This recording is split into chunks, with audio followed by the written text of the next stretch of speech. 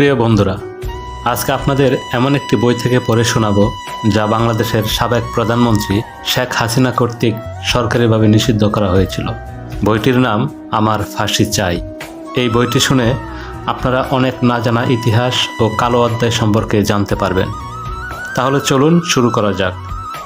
69-এর গণ আন্দোলন, 70-এর নির্বাচন, স্বাধীনতা ঘোষণা, মুক্তিযুদ্ধ, সিরাজ শিকদার হত্যা, একদলীয় শাসন, শেখ মুজিবুর রহমান হত্যা, খন্দকার মুশতাক রাষ্ট্রপতি, জেল হত্যা, ৩রা নভেম্বর গণ অভ্যুত্থান, ৭ই নভেম্বরের সিপাহী বিপ্লব, 1969 সাল।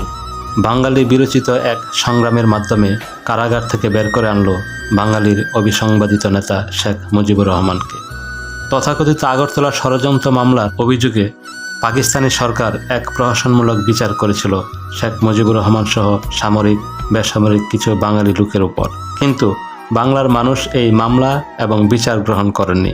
শুধু তাই নয়, এই মামলা এবং বিচারের বিরুদ্ধে তীব্র গণ আন্দোলন করে বাঙালিরা পাকিস্তান সরকারকে বাধ্য করল এই মামলা প্রত্যাহার করতে এবং শেখ মুজিবুর সহ সকল অভিযুক্ত ব্যক্তিকে নিঃশর্ত মুক্তি দিতে। তখন বাংলাদেশ ছিল পাকিস্তানের উপনিবেশ। আমাদের এই দেশের নাম ছিল পূর্ব পাকিস্তান। স্বাধীনতার পরে এই আগরতলা ষড়যন্ত্র মামলার অভিযুক্ত ব্যক্তিদের সাথে মিলেমিশে যতটুকু জানা যায় তা হলো পাকিস্তান যে আমাদের উপনিবেশ বানিয়ে রেখেছিল এবং ধর্মের নামে বাঙালিদের শোষণ করেছে, এটা তারা স্পষ্ট বুঝতে পেরেছিল। উপনিবেশিক শোষণ ও বাঙালিদের, বিশেষ করে বাঙালি সৈনিকদের বঞ্চিত করার বিষয়গুলো পাকিস্তান সামরিক বাহিনীর অন্তর্ভুক্ত বাঙালিদের মধ্যে কানাঘুষা চলছিল। পাকিস্তান সেনাবাহিনীর বাঙালি সৈনিকরা যখন তাদের প্রাপ্য পাওনা নিয়ে ভাবতে শুরু করলো, ঠিক এই মুহূর্তে পাকিস্তান সরকার শেখ মুজিবুর সহ সামরিক বেসামরিক বাঙালিদের গ্রেফতার করে ও আগরতলা ষড়যন্ত্র মামলা সাজায়। এই মামলায় অভিযুক্তরা পাকিস্তান থেকে বাংলাদেশ স্বাধীন করবে এরকম কোনো কঠিন সিদ্ধান্ত সেই সময় নেয়নি, তবে ক্রমশ নিজেদের অধিকার সম্পর্কে সচেতন হয়ে পড়েছিল। পাকিস্তান আমাদের অধিকার ও সচেতনতাকে অঙ্কুরে ধ্বংস করে দেওয়ার জন্য এই আগরতলা ষড়যন্ত্র মামলার সূত্রপাত করে। এমন অনেক অভিযুক্ত ছিলেন যারা ঢাকা ক্যান্টনমেন্টে আসামির কাঠগড়ায় দাঁড়ানো ছাড়া শেখ মুজিবুর রহমানকে আর আগে কখনোই দেখেনি।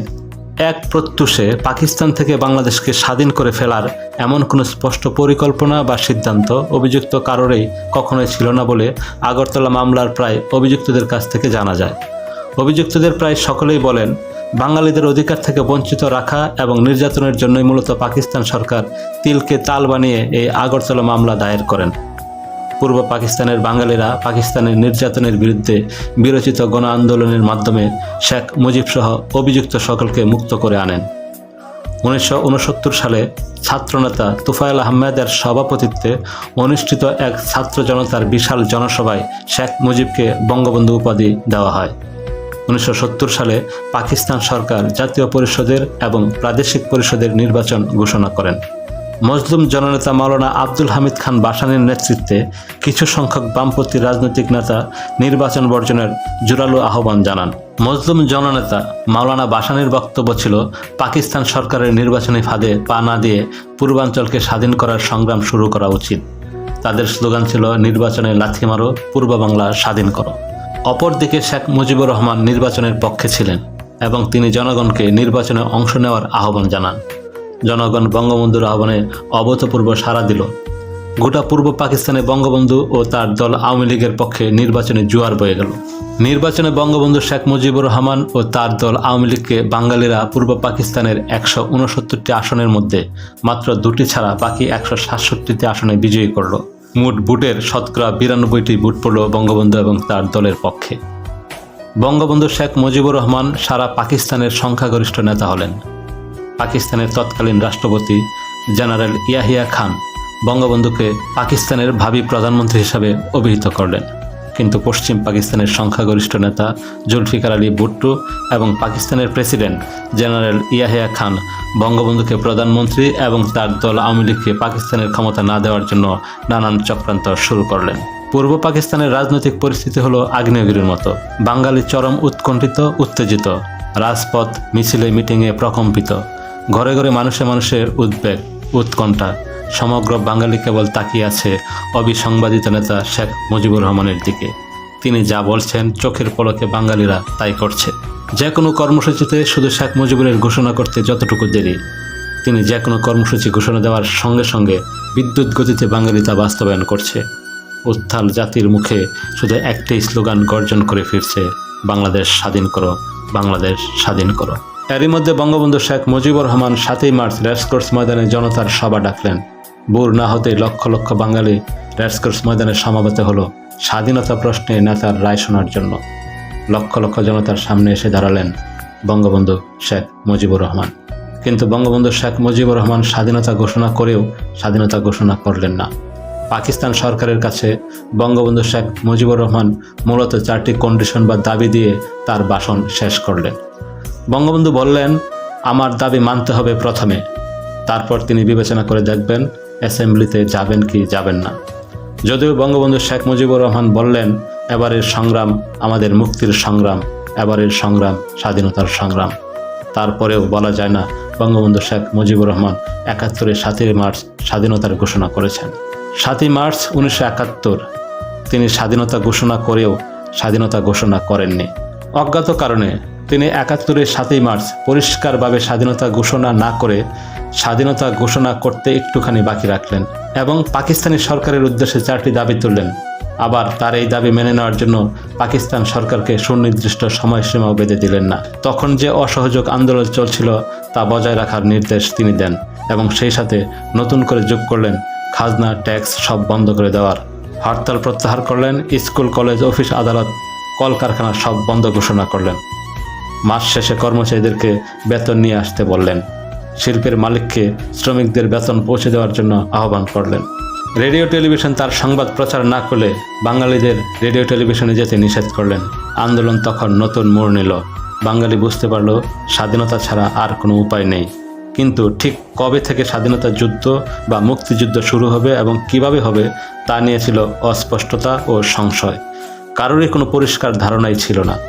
কোনো এক অজ্ঞাত কারণে 71-এর 7ই মার্চ বঙ্গবন্ধু শেখ মুজিবুর রহমান এককভাবে সুস্পষ্ট করে স্বাধীনতা ঘোষণা করলেন না কেন তা কখনো কোনোদিন পরিষ্কারভাবে জানা হয়নি।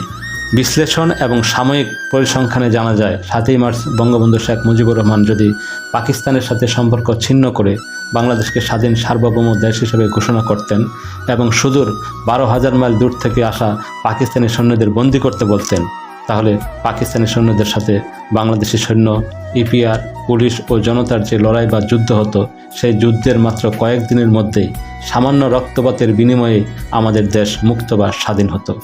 1971 সালের 7ই মার্চ পর্যন্ত বাংলাদেশে তৎকালীন পূর্ব পাকিস্তান বা পাকিস্তানি সৈন্য সংখ্যা এতই নগণ্য ছিল যে পাকিস্তানি পাঞ্জাবি, সিন্ধি, বেলুচ সৈন্য বাঙালি সৈন্যদের কাছে অসহায় এবং মুখাপেক্ষী ছিল। আবার এই পাকিস্তানি পাঞ্জাবি, সিন্ধি, বেলুচ সৈন্যদের অধিকাংশই ছিল অফিসার, যারা যুদ্ধ পরিচালনা করে কিন্তু সরাসরি যুদ্ধ করে না। এই নগণ্য সংখ্যক পাকিস্তানি সৈন্যকে ধরাশয়ী বা পরাস্ত করতে বাঙালি সৈন্য, ইপিআর, পুলিশ এবং 7 কোটি জনতার কোনো ক্রমেই 1 সপ্তাহের বেশি সময় লাগতো না। কিন্তু অজ্ঞাত কারণে 7ই মার্চ বঙ্গবন্ধু শেখ মুজিবুর রহমান স্পষ্টভাবে স্বাধীনতা ঘোষণা না করার এবং অনির্দিষ্ট সময় নিয়ে পাকিস্তানের কাছে 4টি দাবি বা শর্ত দেওয়ার সুযোগে পাকিস্তান দিবারাত্রি তাদের সৈন্য এবং অস্ত্র বাংলাদেশে এনেছে। 1971 সালের 7ই মার্চ পর্যন্ত বাংলাদেশে যত পাকিস্তানি নন বেঙ্গলি সৈন্য ছিল, 7ই মার্চ শেখ মুজিবুর রহমানের ভাষণের পর পাকিস্তান বাংলাদেশে তার সৈন্য, অস্ত্র, গোলাবারুদ বহুগুণ বৃদ্ধি করে এবং পাকিস্তানি নন বেঙ্গলি সৈন্যের সংখ্যা যখন বাঙালি সৈন্য সংখ্যার চাইতে বহুগুণ বেশি হয়, কেবল তখনই পাকিস্তানিরা বাঙালিদের উপর আক্রমণ শুরু করে। বঙ্গবন্ধু 7ই মার্চের ভাষণে যার যা আছে তাই নিয়ে মোকাবেলার কথা বলেছেন। বাংলাদেশ থেকে পাকিস্তানে টাকা পয়সা পাঠানো বন্ধ করেছেন, রাস্তাঘাট বন্ধ করে দেওয়ার কথা বলেছেন। ফলে পাকিস্তান 7ই মার্চ থেকে তৎকালীন ঢাকা তেজগাঁও বিমানবন্দর দিন রাত 24 ঘন্টা শুধু সৈন্য আনার কাজে ব্যবহার করেছে। আমাদের বাংলাদেশ এবং পাকিস্তানের মাঝখানে রয়েছে পাকিস্তানের চিরশত্রু দেশ ভারত। এই মাঝখানের বিশাল শত্রুদের টপকে পাকিস্তানিদের বাংলাদেশে আসা কিছুতেই সম্ভব ছিল না।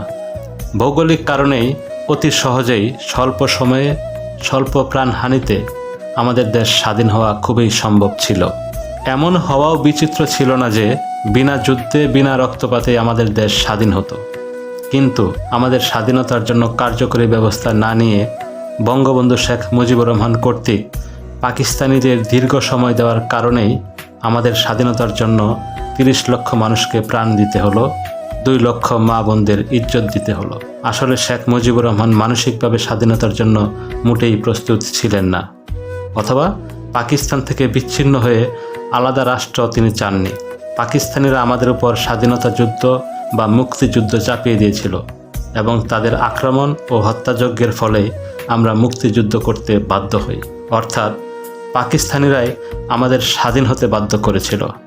1971 সালে 7ই মার্চের ভাষণে শেখ মুজিবুর রহমান পাকিস্তানের কাছে যে 4টি দাবি করেছিলেন সেগুলি হলো: 1. মার্শাল ল তুলে নিতে হবে, 2. সমস্ত সেনাবাহিনীর লোকদের ব্যারাকে ফিরিয়ে নিতে হবে, 3. যেসব হত্যাকাণ্ড করা হয়েছে তার তদন্ত করতে হবে, এবং 4. জনপ্রতিনিধিদের কাছে ক্ষমতা হস্তান্তর করতে হবে। অর্থাৎ বঙ্গবন্ধু শেখ মুজিবুর রহমানকে পাকিস্তানের প্রধানমন্ত্রী করতে হবে। এই দাবিগুলি যদি পাকিস্তানিরা তখন মেনে নিত তাহলে কি আমাদের মুক্তিযুদ্ধ করতে হতো? কবি নির্মলেন্দু গুণের মতে শেখ মুজিবুর রহমানের 7ই মার্চের দাবি পাকিস্তান যদি মেনে নিত তাহলে আর যাই হোক ওই যাত্রায় বাংলাদেশ স্বাধীন হতো না। বঙ্গবন্ধু শেখ মুজিবুর রহমান ছিলেন পাকিস্তানের নির্বাচিত জনপ্রতিনিধিদের নেতা। পাকিস্তানিরা যদি শেখ মুজিবুর রহমানকে নির্বাচিত নেতা হিসাবে ক্ষমতা দিত, যদি বঙ্গবন্ধু শেখ মুজিব পাকিস্তানের প্রধানমন্ত্রী হতেন, তাহলে তো আমরা নিশ্চয়ই পাকিস্তান থেকে বিচ্ছিন্ন হয়ে আলাদা স্বাধীন রাষ্ট্র হতাম না। জনগণ কর্তৃক নির্বাচিত বাঙালি জনপ্রতিনিধিদের হাতে পাকিস্তান সামরিক শাসকরা ক্ষমতা হস্তান্তর করবে এবং বাঙালি জনপ্রতিনিধিরা পাকিস্তান সরকার পরিচালনা করবেন। এই তো ছিল বঙ্গবন্ধু শেখ মুজিবুর রহমানের প্রকৃত উদ্দেশ্য। ঘটনা প্রবাহের ঐতিহাসিক বিশ্লেষণে বঙ্গবন্ধু শেখ মুজিবুর রহমান ছিলেন পাকিস্তানের শেষ ব্যক্তি যিনি পাকিস্তানের অখণ্ডতায় দৃঢ়ভাবে বিশ্বাসী ছিলেন।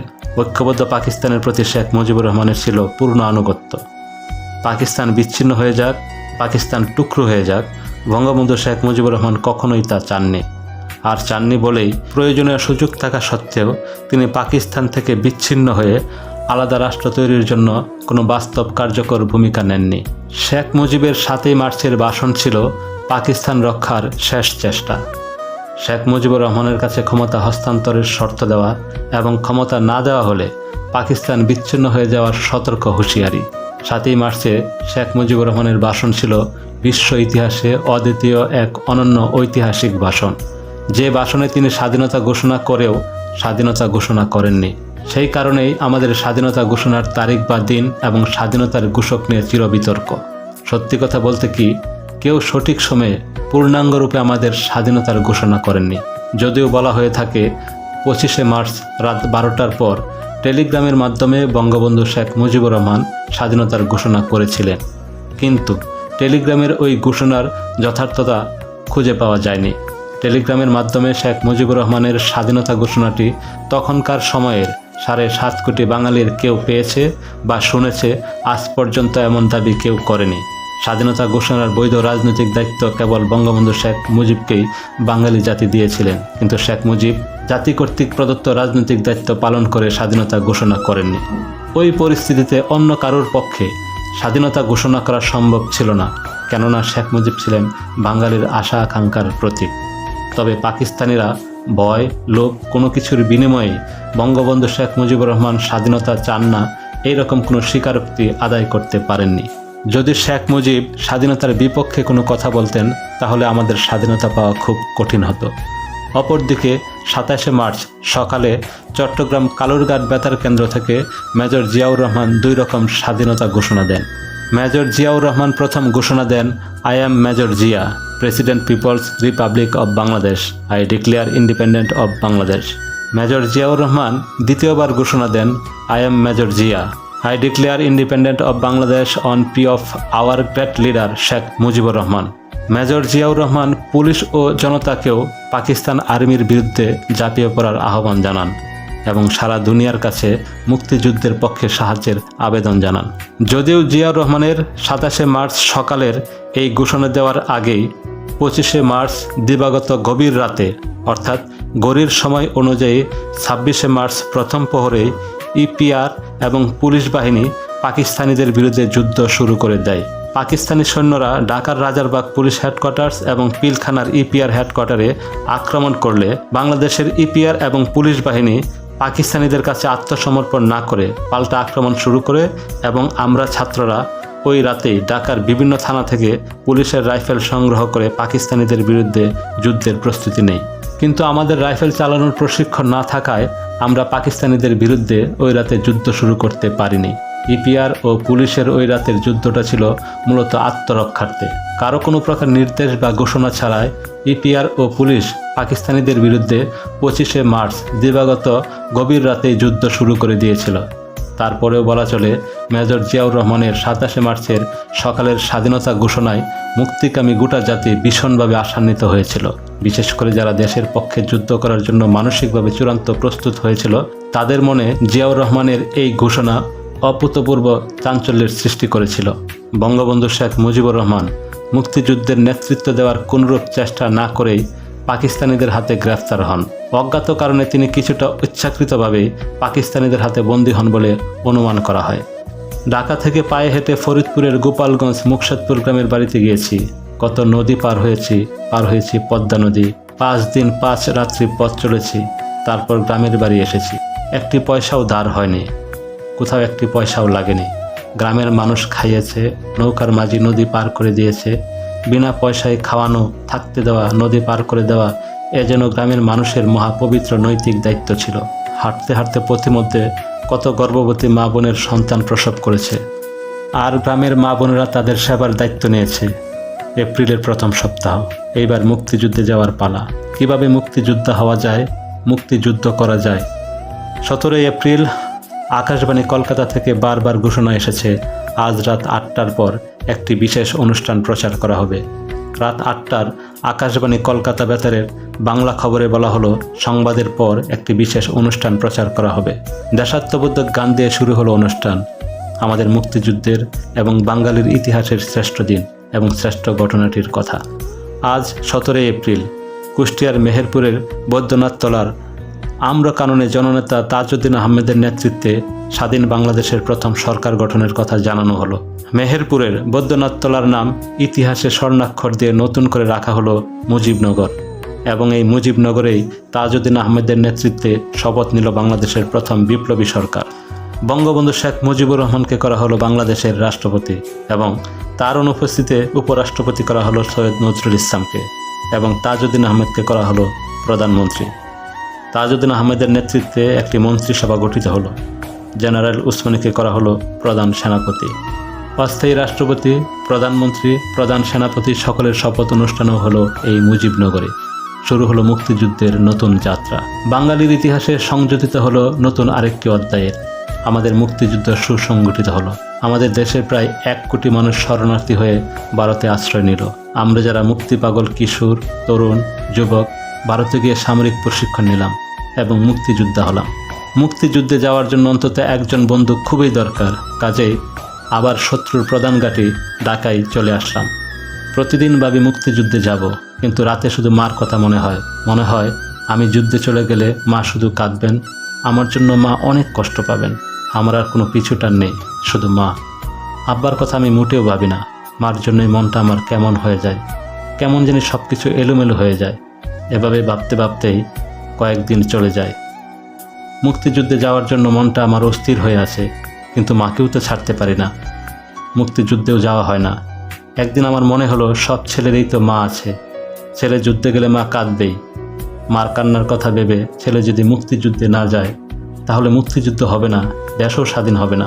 মা কাঁদে কাঁদুক, আমাকে মুক্তিযুদ্ধে যেতে হবে, দেশ স্বাধীন করতে হবে। পরের দিনেই পাশের বাড়ির আমার এক বন্ধু বয়সের, আমার চেয়ে বয়সে একটু বড়, নাম তার বাবুল আজাদ, তাকে মুক্তিযুদ্ধে যাওয়ার কথা বলে ফেললাম। সঙ্গে সঙ্গে বাবুল আজাদ খুশিতে রাজি হয়ে গেল। তারপর প্ল্যান প্রোগ্রাম করে একদিন খুব ভোরে ভারতের উদ্দেশ্যে রওনা হলাম। আমরা 2 বন্ধু গ্রামের পথ দিয়ে হাঁটতে হাঁটতে নদীর পাড়ে একটি বাড়িতে এসে পৌঁছালাম। তখন প্রায় সন্ধ্যা। শখানেক পুরুষ, মহিলা, শিশু আগ থেকেই নদী পার হওয়ার জন্য এই বাড়িতে গাপটি মেরে অপেক্ষা করছে। বাড়ির নদীর ঘাটে ছোট্ট একটা নৌকা বাঁধা আছে। এই ছোট্ট নৌকাটিতে 8-10 জনের বেশি লোক পারাপার হওয়া কোনোভাবেই সম্ভব না।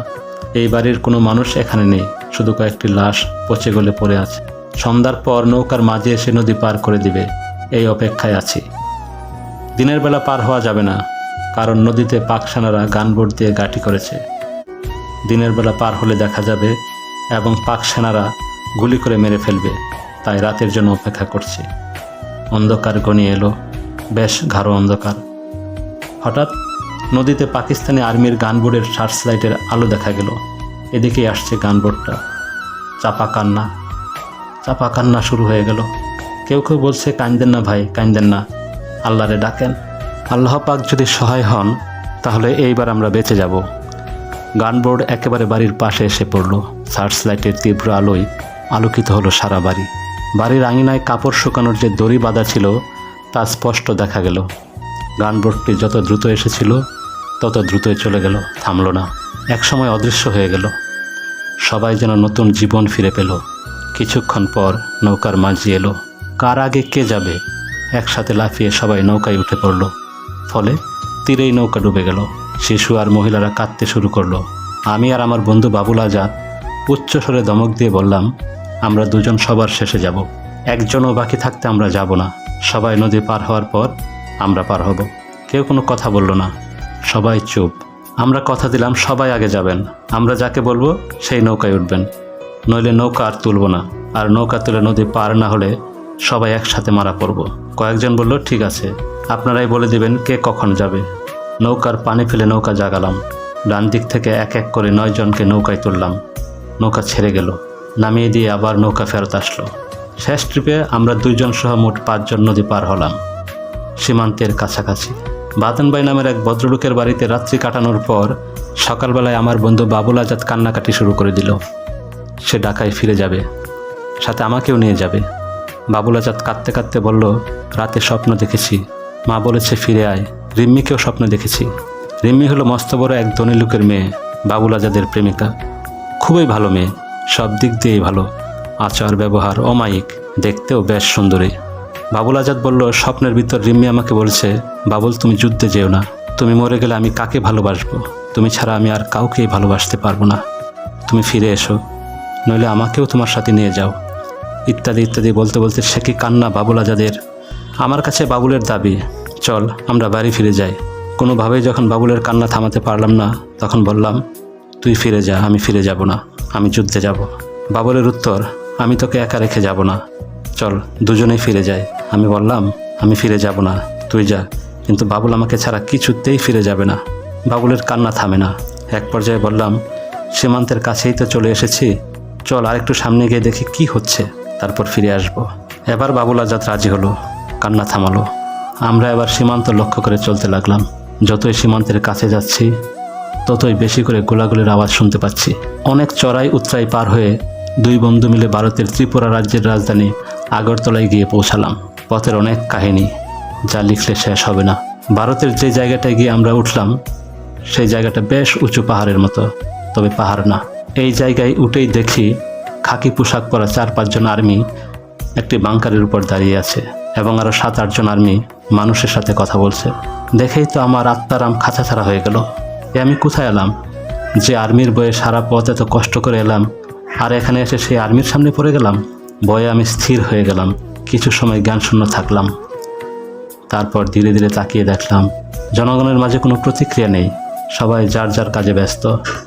আমি ভীষণ অবাক হলাম, স্বপ্ন দেখছি না তো? তারপর বুঝলাম, ও এটা তো ভারত, এরা সবাই ভারতীয় আর্মি। পৃথিবীর সব দেশের আর্মির পোশাকেই যে এক, এটা আমার জানা ছিল না। আমরা শরণার্থী ক্যাম্পে বা শিবিরে না গিয়ে সোজা কলেজ টিলায় চলে গেলাম। কলেজ টিলা মানে আগরতলা MBB কলেজ ক্যাম্পাস। এই কলেজ টিলাতেই বাংলাদেশের প্রাক্তন ও বর্তমান ছাত্রনেতারা থাকেন। এখানে ছাত্র সংগ্রাম পরিষদের অফিস। শেখ ফজলুল হক মনির নেতৃত্বে আসম রব, আব্দুল কুদ্দুস মাখন, MA রশিদ, শেখ ফজলুল করিম সেলিম, মিজানুর রহমান মিজান, এনাদের সকলের তত্ত্বাবধানেই কলেজ টিলা থেকে বাংলাদেশি ছাত্রদের তালিকাভুক্ত করে সামরিক প্রশিক্ষণ নেওয়ার জন্য ভারতের বিভিন্ন ক্যাম্পে পাঠানো হতো। কলেজ টিলাতে গিয়ে আমরা মণি ভাই, মাখন ভাই, রশিদ ভাই এবং মিজান ভাইয়ের সাথে দেখা করলাম। নেতারা বললেন, যতদিন ট্রেনিংয়ে যাওয়া না হয় ততদিন তোমরা এখানেই থাকো। আমরা সারাদিন আগরতলা ঘুরে বেড়াই, রাতে কলেজ টিলায় ঘুমাই। এমনি করে প্রায় মাসখানেক চলে গেল। আমরা সঙ্গে করে বাড়ি থেকে যে টাকা পয়সা এনেছিলাম তা প্রায় শেষ হওয়ার পথে। এদিকে ট্রেনিংয়ে যেতে আরও বেশ কিছুদিন অপেক্ষা করতে হবে। এই অবস্থায় বন্ধু বাবুল আজাদ একদিন বলল, দোস্ত তুমি থাকো, আমি ঢাকায় যাই, গিয়ে টাকা নিয়ে আসি। আমি সঙ্গে সঙ্গে বাবুলের প্রস্তাব প্রত্যাখ্যান করলাম। বললাম, না, ট্রেনিংয়ে যতদিন না যায় ততদিন খেয়ে না খেয়ে কষ্ট করতে থাকি। খাওয়ার ভীষণ কষ্টে পড়ে গেলাম, দিনে এক মুঠো ভাত পাই তো পাই না, এই অবস্থা।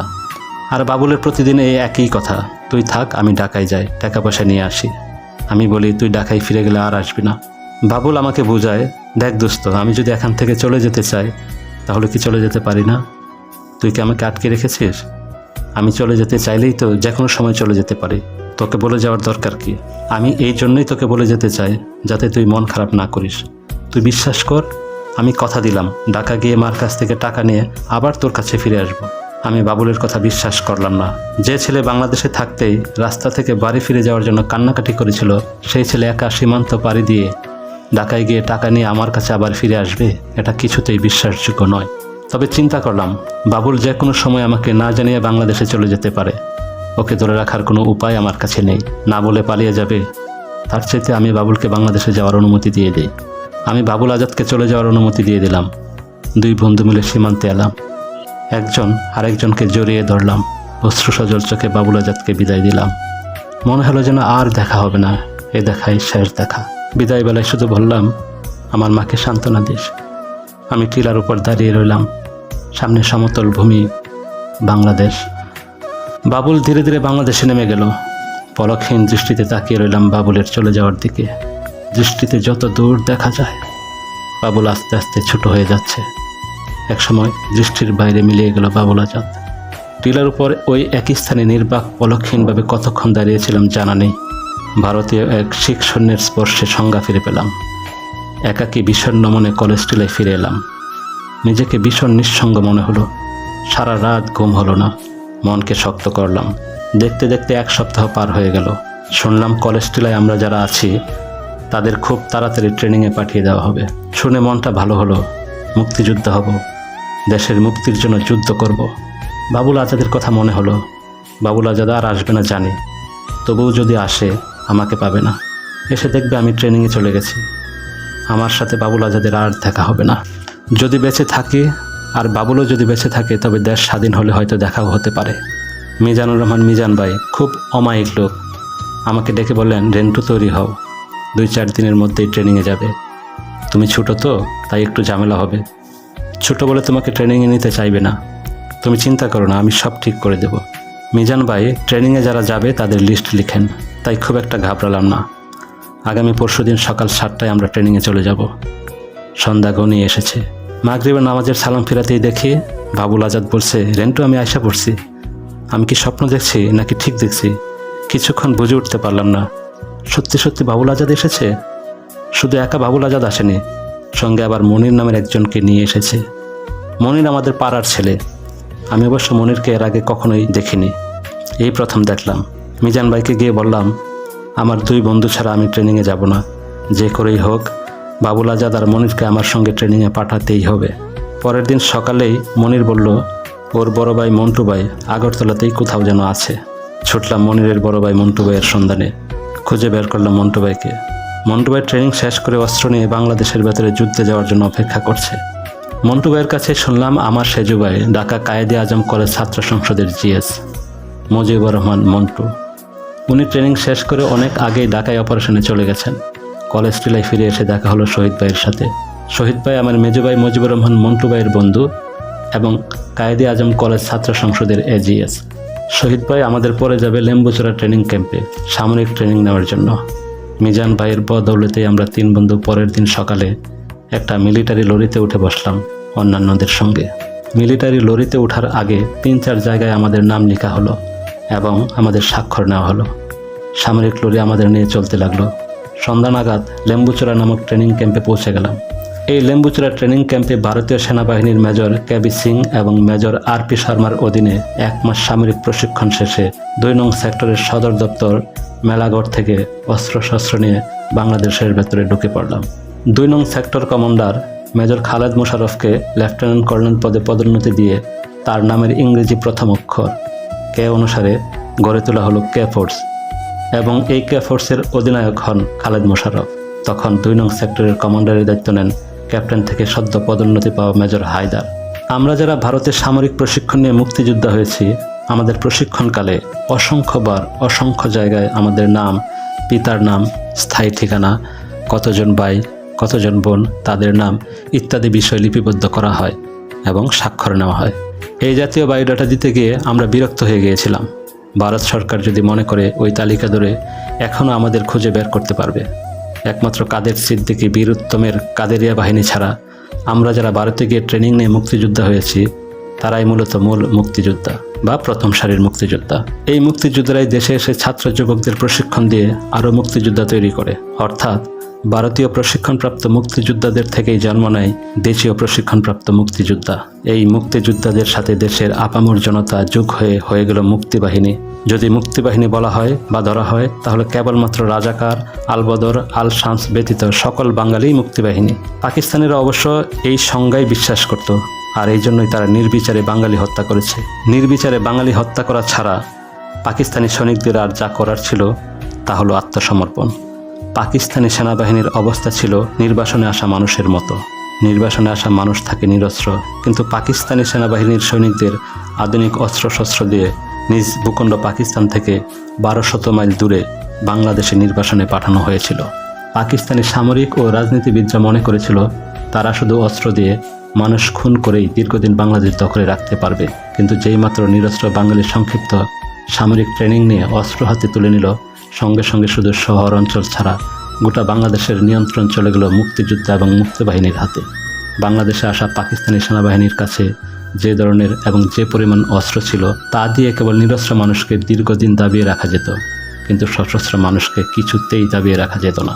মাত্র কয়েক মাসের মধ্যেই মুক্তিযোদ্ধা এবং এদেশের আপামর জনতা অর্থাৎ মুক্তিবাহিনীর দাপটে পাক হানাদাররা রাতের বেলায় চলাফেরা বন্ধ করে দিল।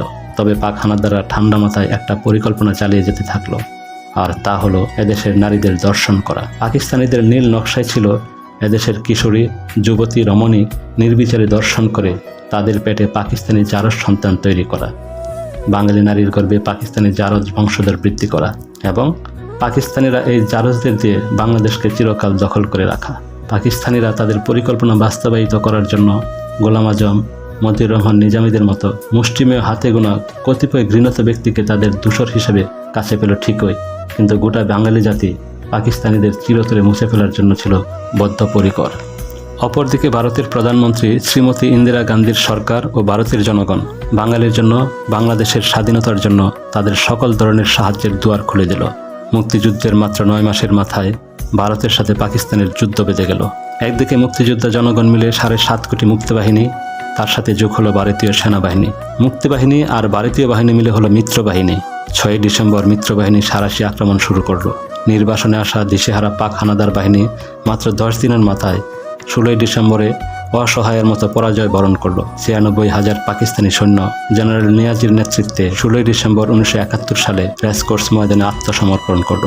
এই আত্মসমর্পণের ঐতিহাসিক দলিলে আত্মসমর্পণকারীর পক্ষে পাকিস্তানিদের জেনারেল নিয়াজি এবং ভারতীয় সেনাবাহিনীর জেনারেল জগজিৎ সিং অরোরা বিজয়ীদের পক্ষে স্বাক্ষর করেন। বিশ্ব দরবারে প্রতিষ্ঠিত হলো স্বাধীন সার্বভৌম বাংলাদেশ। বাঙালি জাতি সশস্ত্র যুদ্ধের মাধ্যমে দেশ স্বাধীন করে 1972 সালের 10ই জানুয়ারি বঙ্গবন্ধু শেখ মুজিবকে স্বাধীন দেশে ফিরিয়ে আনলো। স্বাধীন দেশে ফিরে এসে বঙ্গবন্ধু শেখ মুজিব, যার সফল নেতৃত্বে বাংলাদেশ স্বাধীন হয়েছে, বিপ্লবী সরকারের প্রধানমন্ত্রী বা মুজিবনগর সরকারের প্রধানমন্ত্রী তাজউদ্দিন আহমেদকে প্রধানমন্ত্রীর পদ থেকে সরিয়ে নিজে প্রধানমন্ত্রী হলেন। মুক্তিযোদ্ধাদের কাছ থেকে অস্ত্র জমা নিলেন। মুক্তিযুদ্ধ চলাকালীন সময় যে বাঙালিরা পাকিস্তানি সেনাবাহিনীর অধীনে চাকরি করেছে এবং পরাজিত হয়ে মুক্তিযোদ্ধাদের কাছে আত্মসমর্পণ করেছে, সেই পরাজিত প্রশাসনকে পুনর্জীবিত করলেন এবং দেশ পরিচালনার দায়িত্বে নিয়োজিত করলেন। আর মুক্তিযোদ্ধারা কে কোথায় গেল তার কোনো খবর রাখলেন না। শুধু তাই নয়, ভারত সরকারের কাছে মুক্তিযোদ্ধাদের সম্পূর্ণ সঠিক তালিকা থাকা সত্ত্বেও সেই তালিকা না এনে নানাজনকে দিয়ে নানা রকমের মুক্তিযোদ্ধা সার্টিফিকেট বিতরণ করলেন। আমার জানা মতে ওই মুক্তিযোদ্ধা সার্টিফিকেট কোনো প্রকৃত মুক্তিযোদ্ধা তো নেয়নি, বরং যারা রাজাকার ছিল, চরম সুবিধাবাদী ছিল, যারা মুক্তিযুদ্ধের ধারে কাছেও যায়নি, তারাই ওই সকল মুক্তিযোদ্ধার তালিকাভুক্ত হয়েছে এবং সার্টিফিকেট নিয়েছে। মুক্তিযোদ্ধারা জাতির গৌরব। ভারত সরকারের কাছ থেকে মুক্তিযোদ্ধাদের পূর্ণাঙ্গ তালিকা নিয়ে আসা সহজ পন্থা গ্রহণ না করে কেন শেখ মুজিব নানা জনকে দিয়ে নানান রকমের তালিকা আর মুক্তিযোদ্ধার সার্টিফিকেট দিয়ে লেজে গুবরে বেহাল অবস্থা করলেন তা বোধগম্য নয়। মুক্তিযোদ্ধারা থাকবে না, থাকবে দেশ। থাকতে হবে মুক্তিযোদ্ধাদের তালিকা। কিন্তু শেখ মুজিব অতি সামান্য ও অতি সহজ কাজ ভারত থেকে মুক্তিযোদ্ধাদের প্রকৃত তালিকা নিয়ে আসতে কেন ব্যর্থ হলেন? এই ব্যর্থতার জন্য একজন মুক্তিযোদ্ধা হিসাবে বঙ্গবন্ধু শেখ মুজিবকে কখনোই ক্ষমা করব না। বঙ্গবন্ধু শেখ মুজিবুর রহমানের প্রতি জাতির ভালোবাসা, শ্রদ্ধা, সর্বোপরি বিশ্বাস আকাশ ছোঁয়া। তিনি সদ্য স্বাধীন বাংলাদেশের প্রধানমন্ত্রী। জাতির আশা ছিল মুক্তিযুদ্ধে অংশগ্রহণকারী রাজনৈতিক দলগুলো নিয়ে বঙ্গবন্ধু শেখ মুজিব একটি জাতীয় সরকার গঠন করবেন। কিন্তু বঙ্গবন্ধু শেখ মুজিব তা করলেন না। তিনি সরকার গঠন করলেন মুক্তিযুদ্ধের কঠিন ত্যাগের পরীক্ষায় পিছিয়ে পড়া দেশ ও জাতির প্রতি দায়িত্ব পালনের চরমভাবে ব্যর্থ সুবিধাভোগী আওয়ামী লীগের সেই সব ব্যক্তিদের নিয়ে। মুক্তিযুদ্ধের সফল নেতা তাজউদ্দিন আহমেদ সহ সকল মুক্তিযোদ্ধাদের দূরে ঠেলে বঙ্গবন্ধু শেখ মুজিব পরাজিত সকল প্রশাসন ও লোকদের দিয়ে সশস্ত্র যুদ্ধের মাধ্যমে বিজয়ী একটি জাতি ও একটি দেশকে পরিচালনা করতে গিয়ে আসলে বিজয়ী জাতিকে পরাজয়ের গহ্বরে ঠেলে দিলেন। একজন জাতীয় নেতার জ্ঞান, গরিমা আর অভিজ্ঞতায় পূর্ণাঙ্গ সফল হতে যদি 100 মার্কের দরকার হয়, তবে বঙ্গবন্ধু শেখ মুজিবের ছিল 50 মার্ক। পাকিস্তানের 23-24 বছরের আন্দোলন আর সংগ্রামের মধ্য দিয়ে শেখ মুজিব 50 মার্ক অর্জন করেছিলেন। আর বাকি 50 মার্ক অর্জন হতো যদি বঙ্গবন্ধু শেখ মুজিব 71-এর মহান মুক্তিযুদ্ধের সময় পাকিস্তানে বন্দী না হয়ে মুক্তিযুদ্ধে নেতৃত্ব দিতেন। তাহলে তিনি প্রত্যক্ষভাবে বুঝতেন মুক্তিযুদ্ধ কী, মুক্তিযুদ্ধের আদর্শ কী, মুক্তিযুদ্ধের চেতনা কী, মুক্তিযোদ্ধা কারা হয় এবং কিভাবে হয়। একটা জাতির জীবনে মুক্তিযুদ্ধ বারবার আসে না। জাতির জীবনে মুক্তিযুদ্ধ আসা বিরল ত্যাগের বিষয়। একমাত্র মুক্তিযুদ্ধের মাধ্যমে একটি জাতি দেহ মনে মাথা তুলে দাঁড়ায় এবং পুরনো ধ্যান ধারণা, পুরনো সকল ব্যবস্থা, সংকীর্ণ সকল চিন্তা জেরে ফেলে জাতি নতুন করে জন্ম নেয়। একমাত্র মুক্তিযুদ্ধের জীবনপণ কঠিন পরীক্ষার মাধ্যমে দেশ ও জাতির সেবায় এগিয়ে আসে জাতীয় বীর সন্তানেরা। আর পিছিয়ে পড়ে যায় পালিয়ে যাওয়া সুবিধাবাদী ভীরু কাপুরুষের দল। কেবল মুক্তিযুদ্ধের সময় পরিষ্কার চেনা যায় কারা সুবিধাভোগী ভীরু কাপুরুষ আর কারা ত্যাগী পুরুষ। কিন্তু জাতির দুর্ভাগ্য বঙ্গবন্ধু শেখ মুজিবের। বঙ্গবন্ধু শেখ মুজিবুর রহমান চিনলেন না, জানলেন না জাতির সাহসী ত্যাগী পুরুষদের। এখানেই বঙ্গবন্ধু শেখ মুজিবের 50 মার্ক ঘাটতি থেকে গেল। মাত্র 50 মার্ক নিয়ে তিনি দেশ পরিচালনা করতে গেলেন। পাকিস্তানিরা যুদ্ধে পরাজিত হলো, বন্দী হলো, কিন্তু তাদের পরাজিত তাবেদারি বাঙালি প্রশাসনটা শুধু অক্ষতই রাখলেন না, বরং বিজয়ী বাঙালি জাতির মাথার উপর পুনরায় চাপিয়েও দিলেন। তিনি দলে ও প্রশাসনে মুক্তিযোদ্ধাদের তেমন স্থান দিলেন না। বঙ্গবন্ধু শেখ মুজিবের দলে যারা ছিল তারা একসময় বিভক্ত হলো, জাতি বিভক্ত হলো।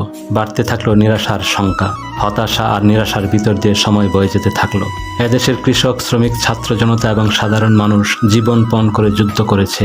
জীবনপণ করা সকল যোদ্ধাদের তথা গোটা জাতির শুধু একটা স্বপ্ন ছিল, একটি আশা ছিল। আর সে স্বপ্ন আর আশা হলো সুখে থাকার স্বপ্ন, সুখে থাকার আশা।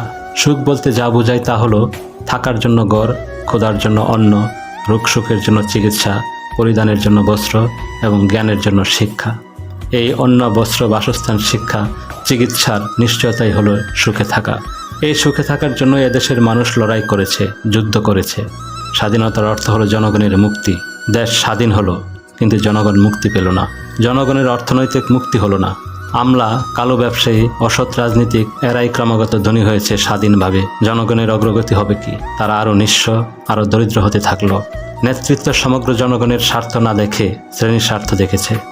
তাৎপর্যের বিষয়, নেতৃত্ব যে কেবল শ্রেণীতে সীমাবদ্ধ ছিল তা নয়, আটক ছিল দল এবং সর্বোপরি পরিবারের কাছে। দেশে দুর্ভিক্ষ শুরু হলো। হাজার হাজার মানুষ না খেতে পেয়ে ক্ষুধায় মারা গেল। বৃদ্ধি পেল লুণ্ঠন ও দুর্নীতি। শেখ মুজিবের নেতৃত্ব বিশ্বাসযোগ্যতা হারাতে লাগলো। অপরদিকে অসমাপ্ত সামাজিক বিপ্লবের বিপ্লবীরা পূর্ব বাংলার সর্বহারা পার্টির মহান নেতা কমরেড সিরাজ শিকদারের নেতৃত্বে তাদের সশস্ত্র বিপ্লবী তৎপরতা তীব্রতর করে তোলে।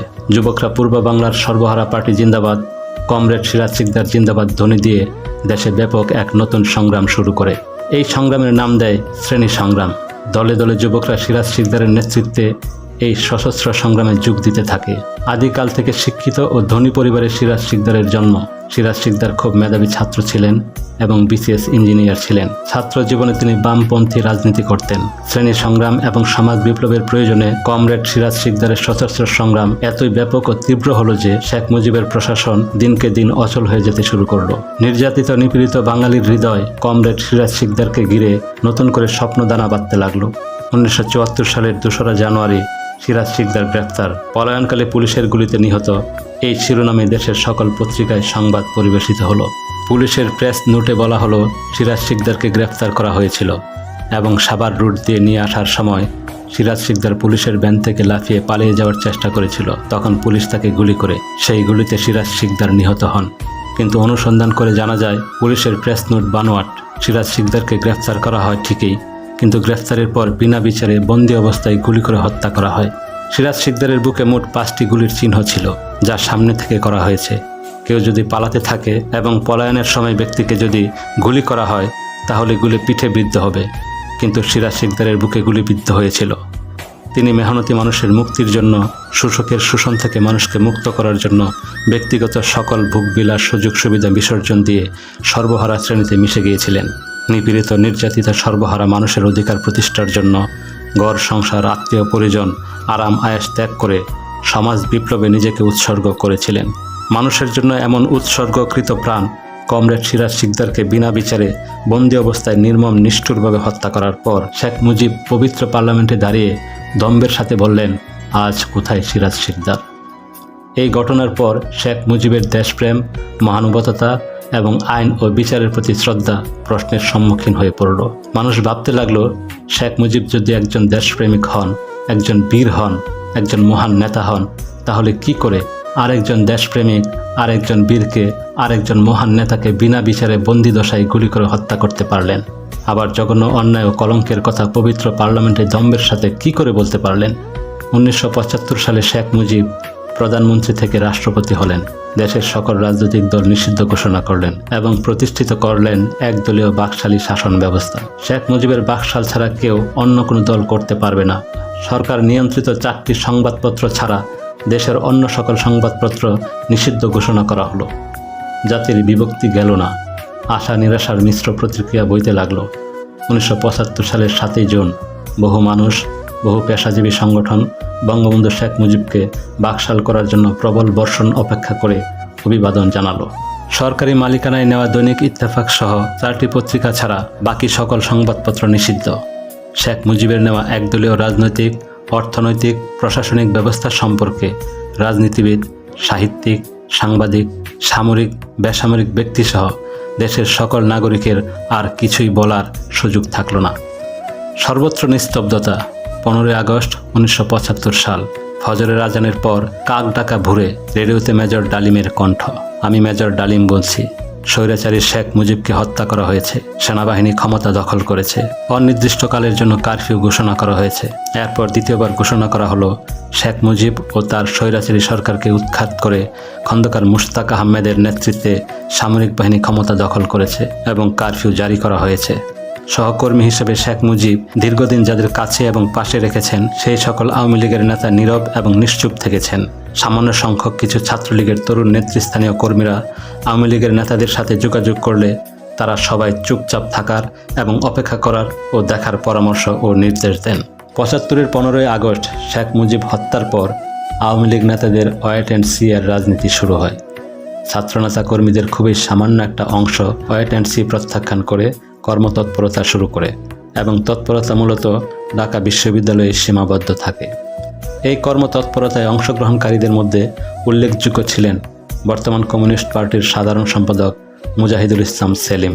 15 আগস্ট শেখ মুজিবকে হত্যার পর হত্যার সমর্থনে আনন্দ উল্লাস করে রাজপথে কোনো মিছিল হয়নি। আবার হত্যার বিপক্ষেও কোনো শোকসভা, শোক মিছিল এবং প্রতিবাদ মিছিলও হয়নি। বলা যায় শেখ মুজিব হত্যাকাণ্ডের পিছনে প্রায় সকল সামরিক এবং বেসামরিক নেতৃত্ব সমর্থন জুগিয়েছিল। অন্তত এই কথা সহজেই বলা যাবে যে সকলেই নীরবে এই হত্যা মেনে নিয়েছিল। কেবলমাত্র ব্যতিক্রম ছিলেন কাদের সিদ্দিকী। মুক্তিযুদ্ধের কিংবদন্তি কাদের সিদ্দিকী শেখ মুজিব হত্যার প্রতিবাদে 1971-এর মুক্তিযুদ্ধের ন্যায় আবারও সশস্ত্র যুদ্ধ শুরু করে। শেখ মুজিব হত্যাকাণ্ডের পর আওয়ামী লীগের নেতারা এবং শেখ মুজিবের মন্ত্রিসভার সদস্যরাই খন্দকার মুশতাক আহমেদের নেতৃত্বে মন্ত্রিসভা গঠন করে। খন্দকার মুশতাক আহমেদ ছিলেন শেখ মুজিবুর রহমানের মন্ত্রিসভার বাণিজ্য মন্ত্রী। বাণিজ্য মন্ত্রী খন্দকার মুশতাক আহমেদের রাষ্ট্রপতি হওয়ার কোনো সাংবিধানিক বৈধতা ছিল না।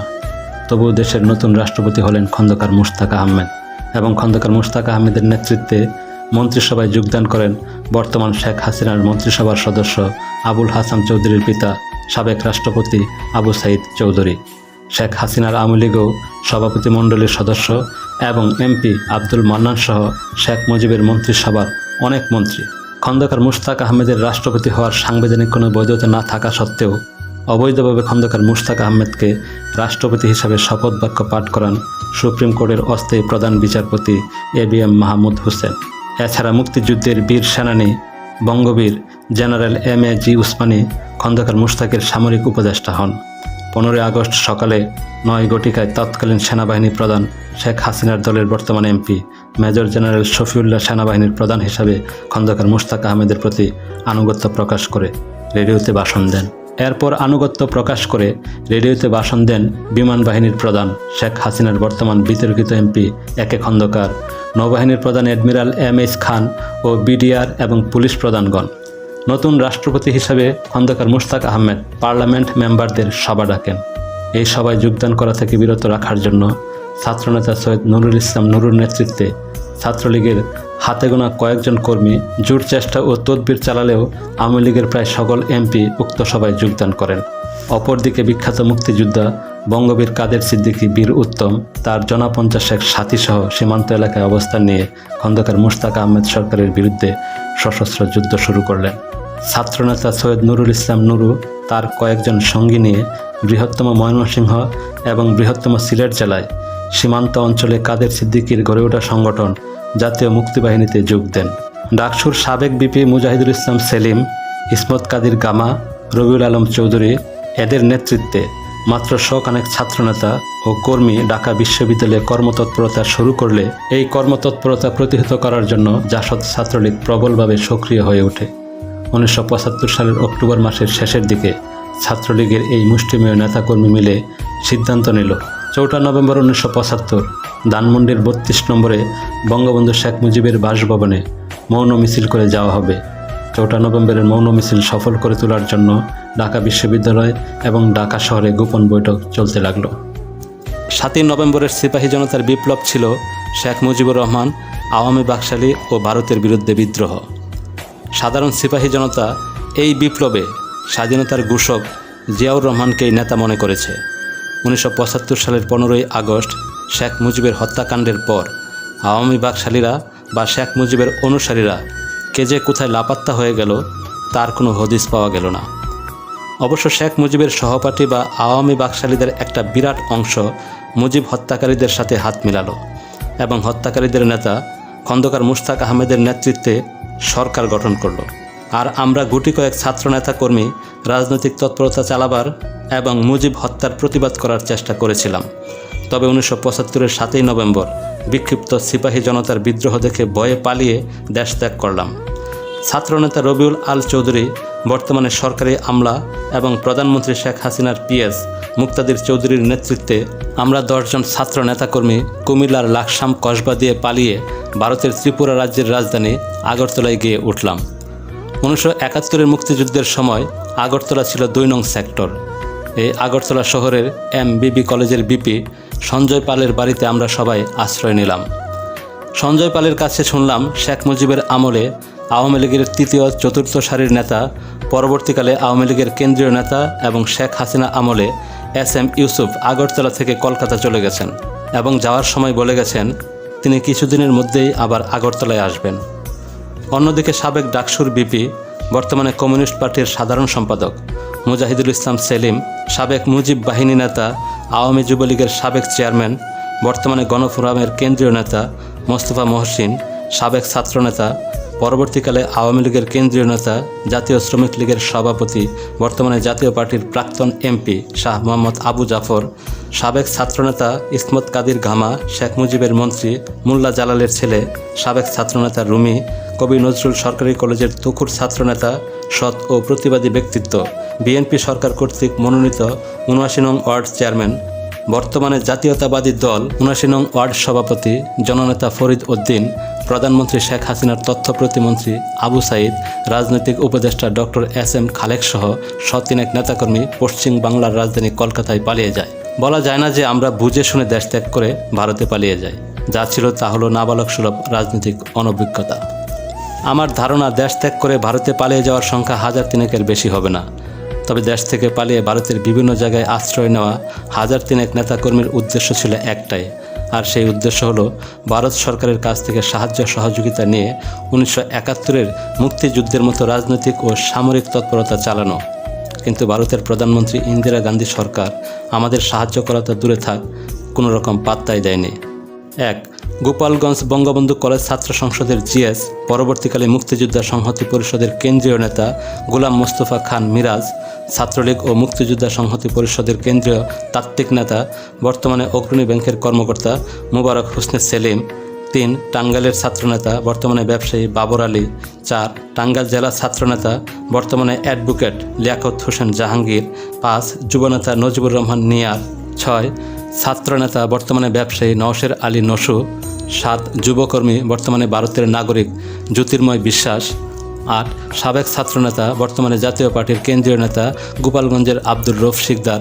৯. সাবেক যুবনেতা, দীর্ঘদিন প্রবাসী থেকে বিদেশিকে বিয়ে করে ঘর সংসার করে ২ সন্তান জন্ম দিয়ে অবশেষে বিদেশি কালচারের সাথে নিজেকে মানিয়ে নিতে না পেরে বিদেশি বধূ এবং সন্তানদের কাছ থেকে বিদায় নিয়ে দেশে ফিরে বর্তমান ব্যবসায়ী গ্রিন রোড কাঁঠাল বাগানের এস.এ. কাইয়ুম খসরু। এবং ১০. আমি স্বয়ং, বর্তমানে গণপ্রজাতন্ত্রী বাংলাদেশের প্রধানমন্ত্রী শেখ হাসিনা কর্তৃক সস্ত্রীক অবাঞ্ছিত ঘোষিত। আমরা এই ১০ জন এবং আমাদের নেতৃত্ব দানকারী রবিউল আলম চৌধুরী ওরফে মুক্তাদির চৌধুরী সহ মোট ১১ জন আগরতলা এমবিবি কলেজের ভিপি সঞ্জয় পালের বাড়ির পাশে ময়লা নিষ্কাশনের ড্রেনের উপর পুরনো টিন দিয়ে একটি চালা বানিয়ে তার নিচে একটি বড় চৌকি ফেলে থাকতে শুরু করলাম। অবশ্য রবিউল আলম চৌধুরী সঞ্জয় পালের সঙ্গে ওদের ঘরে ঘুমাতো, আর বাকি ১০ জন ড্রেনের উপর ভাঙ্গা টিনের চালার নিচে রাখা ওই এক চৌকিতেই ঘুমাতাম। একজনের পাশে একজন করে ৯ জন পাশাপাশি ঘুমাতো, আর আমি ঘুমাতাম সকলের পায়ের কাছে, কারণ পাশাপাশি সকলের জায়গা ওই চৌকিতে হতো না। ঘুমতো না, কোনো রকমে শুয়ে থাকা। একে তো প্রচুর মশা, তার উপর আবার চতুর্দিকে খোলা। একে তো ড্রেনের উপর, তাও আবার মশারি নেই। এখানে দিনের বেলাতেই মশা ধরত। এই অবস্থায় ঘুমানোর তো প্রশ্নই ওঠে না। অবশ্য আমাদের ঘুমানোর জন্য ২-৩টা কম্বল দিয়েছিল।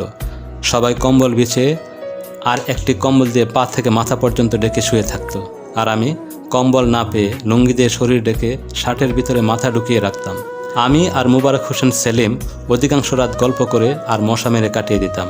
মশা মেরে ২ বন্ধু মিলে আবার গুনতাম কত হাজার কত শত মশা মারলাম। এইভাবে রাত পার করে দিয়ে সকালে পায়ের কাছে শুয়ে পড়তাম। যতক্ষণই বেলা সম্ভব ঘুমিয়ে ঘুমিয়ে কাটিয়ে দিতাম, কারণ আমাদের কপালে সকালের নাস্তা ছিল না, তাই রোজা রাখার মতো শুয়ে শুয়ে বেলা পার করে দিতে চাইতাম। ত্রিপুরা রাজ্যের কংগ্রেস সেক্রেটারি রাধু গুপ্ত দুপুরের খাবারের জন্য ভারতীয় ১ টাকা ১০ পয়সা এবং রাতে খাওয়ার জন্য ১ টাকা দিতেন।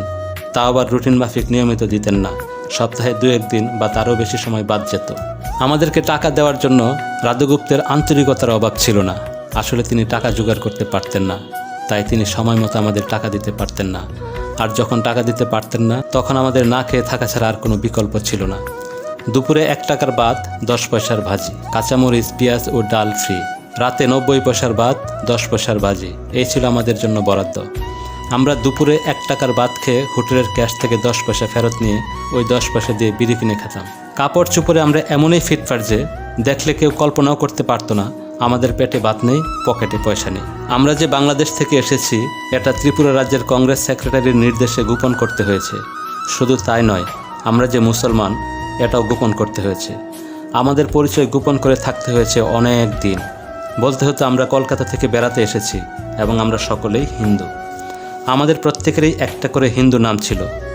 এস.এম. ইউসুফের নাম ছিল সরোজদা, রবিউল আলম চৌধুরীর নাম ছিল রবিদা, আমার নাম ছিল অনন্ত দাশগুপ্ত ওরফে অনন্তদা। আমরা ভারতীয় হিন্দু নাগরিকের মিথ্যা পরিচয়ে ভারতের আগরতলায় থাকতে লাগলাম। আমাদের স্মার্ট ফিটপাট পোশাকের পকেট থেকে পাতার বিড়ি বের করে ধূমপানের জন্য আগুন ধরালে মানুষ অবাক হয়ে তাকিয়ে থাকত। তারা মনে করতে এটা আমাদের এক ধরনের শৌখিনতা বা ফ্যাশন। আসলে আমাদের যে বিড়ি খাওয়ারও পয়সা নেই এটা আগরতলার মানুষ বুঝতো না। পেটের ক্ষুধার কি জ্বালা তা আমরা হারে হারে বুঝেছি। আমি বলতাম আমরা কাজ করে খাই, প্রয়োজনে মজুরের কাজ করে পেটের আহার জোগাই, কিন্তু না, আমাদের কাজ করা মানা। আমাদের পিছনে ভারতের গোয়েন্দা লেগে থাকতো, যে কোনো মুহূর্তে আমাদের গ্রেপ্তার করতে পারে। তাই কংগ্রেস সেক্রেটারি রাধুগুপ্তের কথার বাইরে এক চুলো চলা যাবে না। ক্ষুধার জ্বালায় ছটফট করতে থাকতাম। ক্ষুধার জ্বালা সইতে না পেরে শঙ্কর বোর্ডিংয়ে গিয়ে হোটেলের মালিক দাদাবাবুকে মিনতির সাথে বলতাম, দাদাবাবু, এই বেলাটা আমরা খাই, পরের বেলায় 2 বেলার পয়সা একসাথে দিয়ে দেব। শঙ্কর বোর্ডিংয়ের মালিক দাদাবাবুর এক জবাব, আগে পয়সা পরে খাবার। সোজা বের হয়ে যান। হোটেলের দরজার পাশে দাঁড়িয়ে বেহায়া বেলাজের মতো দেখতাম লোকে মাছের মাথা, মুরগির মাংস, খাসির মাংস, আরও কত কি দিয়ে খাচ্ছে। দাদাবাবু দমক দিয়ে বলতো, দাঁড়িয়ে রয়েছেন কেন, যান, পথ ছাড়ুন। এক সময় ধীরে ধীরে হোটেলের দরজা থেকে সরে আসতাম। রাস্তার পাশের কল থেকে পেট ভরে পানি খেয়ে উদ্দেশ্যবিহীনভাবে হাঁটতে থাকতাম। এইভাবে চলতে থাকলো আমাদের দিন। আমরা মুক্তিযুদ্ধের কিংবদন্তি নায়ক বঙ্গবীর কাদের সিদ্দিকীর নেতৃত্বে গড়ে ওঠা প্রতিরোধ বাহিনীতে যোগ দেওয়ার অপেক্ষায় স্বেচ্ছায় সকল দুঃখ কষ্ট বরণ করে নিলাম। একদিন 32 ঘন্টার বেশি সময় অভুক্ত থেকে ক্ষুধার জ্বালা সইতে না পেরে টাঙ্গাইলের বাবর আলী ওরফে দীপকের সাথে ফন্দি করলাম। আজ দুজন হোটেলের মালিক দাদাবাবুকে কিছু না বলে অন্য কাস্টমারদের মতো খেতে থাকবো, তারপর যা হবার হবে। পেট থেকে তো আর খাবার বের করতে পারবে না। ফন্দি মতো দুজনের সোজা শঙ্কর বোর্ডিংয়ে খাওয়ার টেবিলে বসে পড়লাম। হোটেলের প্রথম বয় যথারীতি আমাদের সামনে কাঁসার থালা দিয়ে গেল। দ্বিতীয় বয় গরম পানি দিয়ে আমাদের হাত ও থালা ধুয়ে দিল। তৃতীয় বয় বালতিতে করে ভাত আর বাটি নিয়ে আমাদের সামনে এসে যে আমাদের থালায় ভাত দিতে যাবে, অমনি দাদাবাবুর হাত, এই পয়সা কই? আমি বললাম রবিদা নিয়ে আসছে। দাদাবাবু হাত দিয়ে ইশারা করলো, বয় ভাত না দিয়েই চলে গেল। সব কাস্টমার খাচ্ছে, আমরা 2 বন্ধু খালি থালা সামনে নিয়ে বসে আছি। সবাই খাচ্ছে, আমরা চেয়ে চেয়ে দেখছি। এইভাবে কতক্ষণ ছিলাম মনে নেই।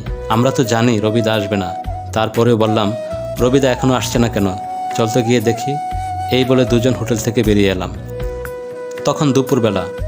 আমরা যেখানে থাকি সেখানের এক বাড়িতে ডেকোরেশন হচ্ছে। জিজ্ঞেস করলাম, দাদা এখানে কি হবে? ভদ্রলোক উত্তর দিলেন, সন্ধ্যায় কীর্তন হবে। শুনে আমার তো মহা খুশি। কীর্তন হবে মানে কীর্তনের প্রাসাদ হিসাবে নিশ্চয়ই খিচুড়ি খাওয়াবে। বেজায় আনন্দ নিয়ে দুজন ঘুরে বেড়াচ্ছি, কখন সন্ধ্যা হবে, কখন কীর্তন হবে, আর কখন আমরা খিচুড়ি খাবো। সন্ধ্যার আগেই আমরা এসে হাজির হলাম। তখনও কেউ আসেনি। বাড়ির বাইরের লোকদের মধ্যে আমরাই সবার আগে এসেছি। বাড়ির গৃহকর্তা ইশারায় সামনে বিছানো হুগলায় বসতে বললেন। আমরা বসে পড়লাম। কীর্তন শেষে গৃহকর্ত্রী মা আমাদের বিশেষ যত্ন সহকারে খিচুড়ি খাওয়ালেন। আমরা খুব খেলাম, যত দিলেন ততই খেলাম। যে যত্ন করে খাওয়ালেন মনে মনে ভয় পেলাম, যদি টের পাই আমরা মুসলমান তাহলে আর দেহে প্রাণ থাকবে না। সবাইকে খিচুড়ির খাবারটা দিলাম। তড়িগড়ি করে দৌড়ে গেলাম সবাই। পরদিন দুপুরে পুকুরে গেলাম স্নান করতে। স্নান মানে হচ্ছে গোসল। আমরা তো সবাই হিন্দু, তাই গোসলকে স্নান বলতে হচ্ছে। পুকুর পাড়ে বসে আছে সেই গৃহকর্তা। আমাদের দেখে জিজ্ঞেস করলেন, গতকাল প্রসাদ খেয়েছিলে? আমরা বললাম, জি খেয়েছি। ব্যাস, বৃদ্ধ গৃহকর্তার চেহারা পরিবর্তন হয়ে গেল। বার কয়েক আমাদের দিকে সন্দেহের দৃষ্টিতে তাকালেন, তারপর দ্রুত চলে গেলেন। আমি ভয় পেলাম, মনে মনে খুঁজতে লাগলাম কী ত্রুটি হলো, কিন্তু কোনো ত্রুটিই খুঁজে পেলাম না। আমরা তাড়াতাড়ি চলে এলাম, ওই রাস্তায় আর গেলাম না। কাউকে কিছু বললামও না। আমাদের মধ্যে যে সত্যি একজন হিন্দু বন্ধু ছিল জ্যোতির্ময়, ওকে একদিন ঘটনাটা বললাম। ও বলল, বেঁচে গেছিস, ধরা পড়ে গিয়েছিলে প্রায়। আমি বললাম, কীভাবে? জ্যোতির্ময় বলল, ওই যে তোরা বললি জি খেয়েছি, তাহলে কি বলতে হবে? বলতে হবে আজ্ঞে খেয়েছি, জি বলা যাবে না, জি মুসলমানরা বলে।